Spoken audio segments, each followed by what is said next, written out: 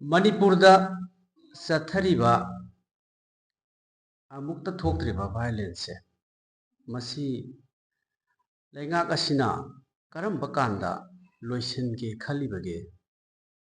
Amasung Karigino Asukwina Loisindribase Masigi Matangda Aikoina Hanjana Honorable Chief Minister da Kayarak Aikoi political parties in Paminava Mayama Haikasi Tongan press and media inside the assembly and outside the assembly political leaders in Sina solution for initiate tau Hamasin Nasi Bok Tautri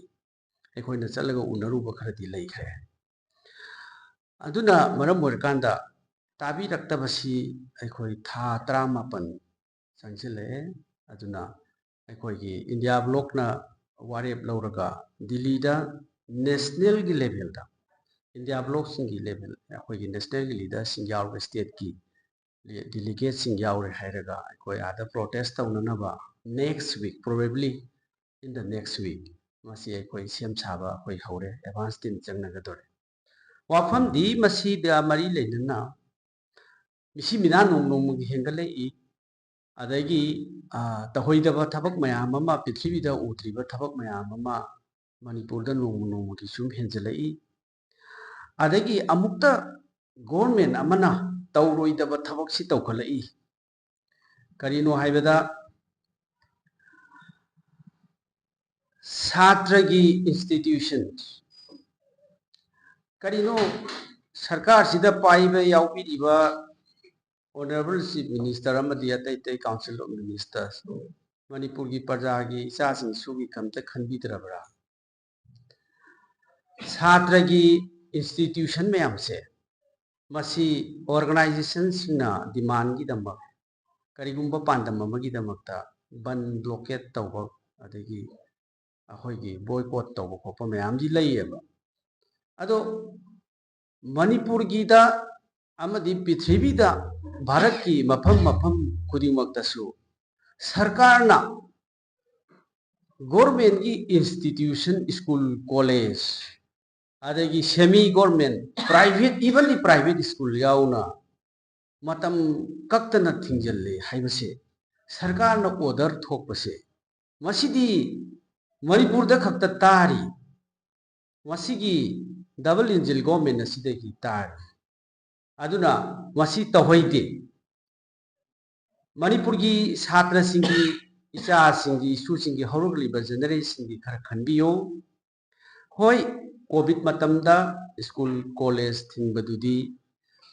ahoigi madugi covid na launa ganba laina oibani launa rakani na thingkiba yawi government na adagi adudi india puno thingi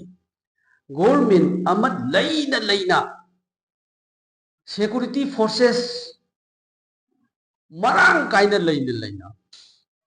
angang singi school college institution engineering college adagi mayam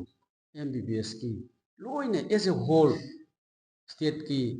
department na the education department na thokpa sidi yamna laiba ti masi amukta su thoktri masi tawbino handokpiyo adagi prime minister kauna na ba chief minister maya na sinbi gadabani delhi da chakadabani unabidu karigino 18 manbu asuk chawpirang thoga honorable chief minister na prime minister officer link na phamaga solution tawnanabagi photo amta thagatpa ngamta sibo Amit Shah ga link na phaminaraga Manipur gi leaders mayam kauraga phaminaraga solution tawnaba honaba ngamdrisu kariga hoba legi is there any wrong commitment karai da commitment tawba legi bro lana aduna masi aikoi yam wai aduna aikoi gi lebak kanse aikoi solution poraksi aikoi gi mahuksa gi punsi hanjilakna naba masi any political party im ngamoi civil society organization ngamoi adagi civilians ngamoi it is the only government Parjagi democracy chat palebak sidadi it is the only government sarkar sina khaktani aikoina masi solution pokong ngadabusi aduna aikoi gidi in short aikoi